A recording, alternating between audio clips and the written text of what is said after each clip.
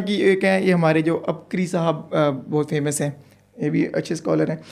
اکثر عوام کو وہ بتا رہے ہوتے ہیں، ایڈریس کر رہے ہوتے ہیں وظائف کے اوپر، تو ان کی بھی سارا جو ایک اسلام کا پوری جو پریکٹس ہے وہ باقی سب سے بالکل ڈفرینٹ ہے، بالکل ایک ڈفرینٹ چیز ہے. تو ہم دیکھتے ہیں کافی تکرار رہتی ہے. سر اس طرح کی اس کے بارے میں کیا کہیں گے؟ ہم نے دیکھا بہت سارے وظائف کے لیے لوگ انہیں پوچھتے ہیں، انہیں لوگ اپنے مسائل کے حل کے لیے جو ہے وہ ان سے کنسلٹ کرتے ہیں تو وہ وظائف بتاتے ہیں. سر یہ وظائف کا کوئی کنسیپٹ ہے اس طرح سے دین اسلام میں مسنون طریقہ کار سے کہ بھئی کسی بھی چیز کا، کسی بھی طرح کا کوئی بھی مسئلہ ہو اور اس کا سلوشن پڑا ہو؟ مطلب ہم اسٹوڈنٹ ہیں، کوشش کرتے ہیں پڑھنے کی، پر ہمیں تو بہت کم چیزیں اس طرح کی ملتی ہیں. پر وہاں ان کو کبھی ان کا پروگرام دیکھیں یا کبھی ان کے فالوور سے پوچھیں تو ہر چیز کا الگ الگ جس طرح حکیم کی دوائی ہے. سر اس طرح کی کوئی پاسبلٹی ہے؟ اصل میں میرے خیال میں بنیادی طور پر وہ ہیں حکیم ہی، اور شاید پورے حکیم بھی نہیں ہیں. اچھا، وہ پوری طرح حکیم بھی نہیں ہیں. باقی ان کو میں سمجھتا ہوں کہ پیسے کمانے کا صحیح ڈھنگ آ گیا. ہمارے ہاں چونکہ ایمان کی کمزوری ہے، اعتقادات میں ہمارے ہاں بہت کمزوری ہے، اور ہم سب کانٹیننٹ کے جو مسلمان ہیں ہم چونکہ کنورٹڈ مسلم ہیں، اور یہاں یہ مسائل بہت زیادہ ہیں. نام ہمارے تبدیل ہو گئے، کام ہمارے نہیں، وہی رسمیں، وہی رواج، وہ ساری چیزیں. تو وظائف نبی صلی اللہ علیہ وسلم سے ثابت ہیں، یہ نہیں کہ وظائف ثابت نہیں ہیں. جو ثابت ہیں وہ ہمیں پڑھنے چاہیے، مسنون پڑھنے چاہیے. مگر جو انہوں نے دکانداری بنائی ہے نا کہ اللہ تعالیٰ کے صفاتی نام کا، اس میں اس چیز کا حل ہے، اس میں اس چیز کا حل ہے، اس میں اس چیز کا حل ہے، اور لوگوں کا مزاج یہی ہے کہ وہ عمل کوئی نہیں کرنا چاہتے. وہ صرف یہی چاہتے ہیں کہ ہمیں ایکسرسائز نہ کرنی پڑے، شوگر والے کو دوائی نہ کھانا پڑی، کوئی وظیفے سے ہی ٹھیک ہو جائے، امتحان میں محنت کر کے نہ کمرہ امتحان میں جائے، کسی وظیفے سے ہی پاس ہو جائے، ایک تصویر پہ کام بن جائے. ہاں ٹھیک ہے، مقدمہ لڑنا نہ پڑے، کوئی وکیل نہ کرنا پڑے، اس کی جو ہے وہ پیروی نہ کرنی پڑے، بس کوئی وظیفہ بتائیں. اور یہ لوگوں کی نبض پر ہاتھ رکھ کے ان کو کوئی نہ کوئی اس طرح کی وہ چیز دے دیتے ہیں اور پیسے کما رہے ہیں. اور عبقری صاحب کے میں بڑی بات نہیں کرتا، میں کم از کم ان کی کروڑوں کی پراپرٹی ایک جگہ پر جو انہوں نے لی اس کا میں عینی شاہد ہوں. اچھا، کروڑوں کی پراپرٹی، سینکڑوں ایکڑ زمین انہوں نے خریدی ہے.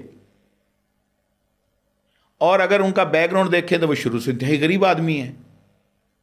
سینکڑوں ایکڑ زمین اس ملک میں لینا کیا آسان کام ہے؟ یہ ان کی ایک پراپرٹی کی میں بات کر رہا ہوں، اور میں دکھا سکتا ہوں، میں نے اس جگہ کو خود دیکھا ہوا ہے، مگر اس کی فرد بھی دکھا سکتا ہوں.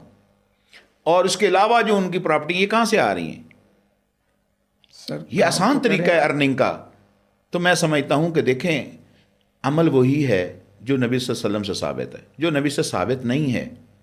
ہم کون ہوتے ہیں؟ جب اللہ نے کہہ دیا کہ قرآن سارا شفا ہے، سورۃ فاتحہ کا ایک وظیفہ ہے، آپ نے فرمایا سورۃ فاتحہ جو ہے وہ شفا ہے. نبی صلی اللہ علیہ وسلم نے سورۃ فاتحہ پڑھ کے دم کیا ہے. آیت الکرسی بھی آپ نے بطور دم بتائی، وظیفے کے بتائی، موعظتین بتائی. ٹھیک ہے، اب اس سے نکل کر وہ ہر چیز کا حل اس کی مرضی کے مطابق، کسی کو عمل کی کوئی دعوت نہیں.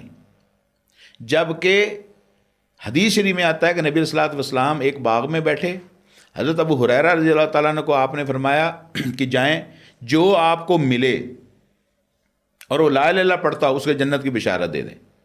حضرت ابو ہریرہ رضی اللہ عنہ فرمانے لگے کہ یا رسول اللہ میری بات پر کون یقین کرے گا؟ بطور نشانی رسول اللہ صلی اللہ علیہ وسلم نے اس کو اپنے جوتے دیے ہیں. اچھا، وہ گئے اور اتفاق سے جاتے حضرت عمر سے ملاقات ہو گئی، تو انہوں نے کہا کہ حضرت عمر کو کہا کہ آپ کو جنت کی بشارت میں دے رہا ہوں. انہوں نے کہا تو کون ہوتا ہے جنت کی بشارت دینے والے؟ کہا اللہ کے رسول نے مجھے بھیجا، یہ آپ کے جوتے ہیں. حدیث میں آتا ہے کہ انہوں نے دھکا دیا کہ حضرت ابو ہریرہ رضی اللہ عنہ پچھلے تک گرے اور خوف سے بھاگ کھڑے ہوئے. حضرت عمر پیچھے پیچھے اور وہ آگے آگے. وہ دروازہ جو باغیچے میں رسول اللہ صلی اللہ علیہ وسلم بیٹھے تھے نا، اس کا دروازہ ابو ہریرہ رضی اللہ عنہ حضرت عمر کے خوف سے بھول گئے. جہاں سے پانی نکلنے کا یا داخل ہونے کا راستہ تھا، اس راستے سے اندر داخل ہوئے.